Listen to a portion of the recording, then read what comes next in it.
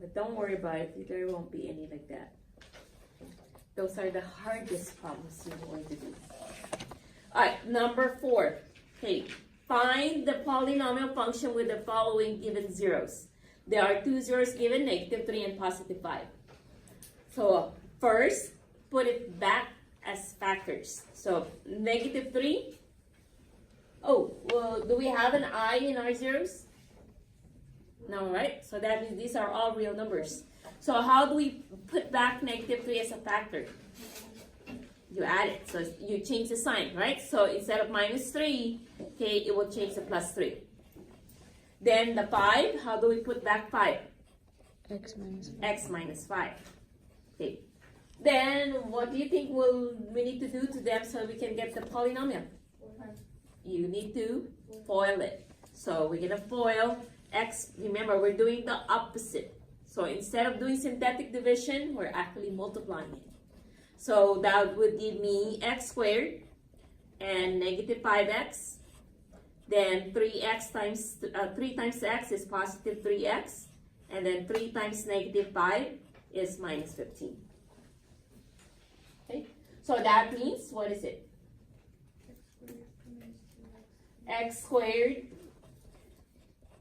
minus 2x minus 15.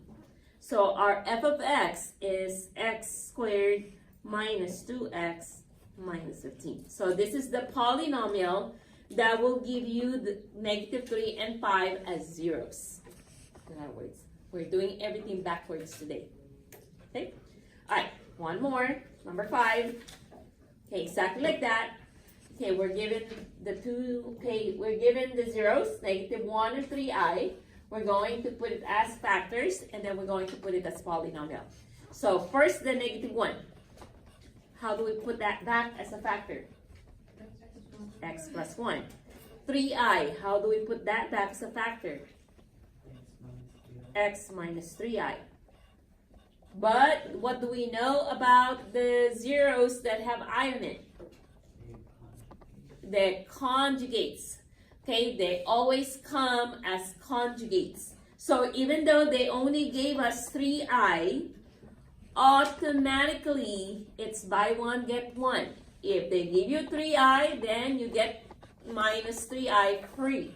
So minus 3i is the third zero. So that means if it has 3 zeros, the highest exponent in your polynomial will be the third power. Yeah, because there are 3 zeros. So how do we put back minus 3i as a factor?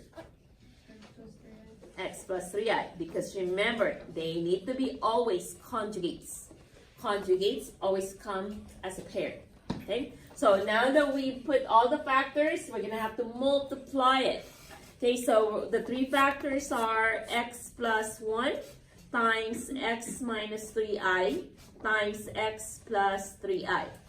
Okay, when you multiply, if there are conjugates, bless you, start multiplying the conjugates first. Because we want to get rid of the i's right away. And okay, when you multiply conjugates, every I will cancel and disappear. And that's why we only do a squared plus b squared on the conjugates. Okay, so if we multiply it, then it will be x times x is x squared. And then the conjugates, what's minus, okay, if it's negative 3i and 3i, what will that be? A squared plus b squared, what is the a? Do you have a number in the front of the imaginary? None, right? So it's just the b, and the b is 3. So what's 3 squared? So that means this is just going to be x squared plus 9. Okay. Once you get to do a lot of them, you should know right away, just by looking at your factors, that it's going to be x squared plus 9. Because it's the only way we can get plus or minus 3i is if you get square root of negative 9. Okay, so we're working everything backwards. So your mind is still switching. Alright, so now that we got it to x squared plus 9, all we need to do is to just multiply it to the x plus 1. And you, of course, that will just be FOIL. So doing FOIL, x times x, squared is x to the third. X times 9 is 9x. Then I'm going to move on to the 1, because I'm doing just FOIL. 1 times x squared is 1x squared. So I'm just going to put x squared. And then 9 times 1 is 9. I cannot combine any. So I'm going to just rewrite it so that it will be in standard form. And we're good with the answer already. So it's be x cubed plus x squared plus 9x plus 9. So the polynomial that has -1, 3i, and -3i as factors would be x cubed plus x squared plus 9x plus 9. And that will be the polynomial. Now, okay, let me see what you think. What if we want to check our answer? What should we do? Let's look at the factors. Okay, factor, if you can factor, but can you factor when something like this? So what's the other way? We do synthetic division. And which numbers are we going to use for the synthetic division? The -1, because that's a real number. So do your synthetic division, and once you get 1, 0, you're going to get down to x squared. And once you get down to x squared, quadratic formula or factoring.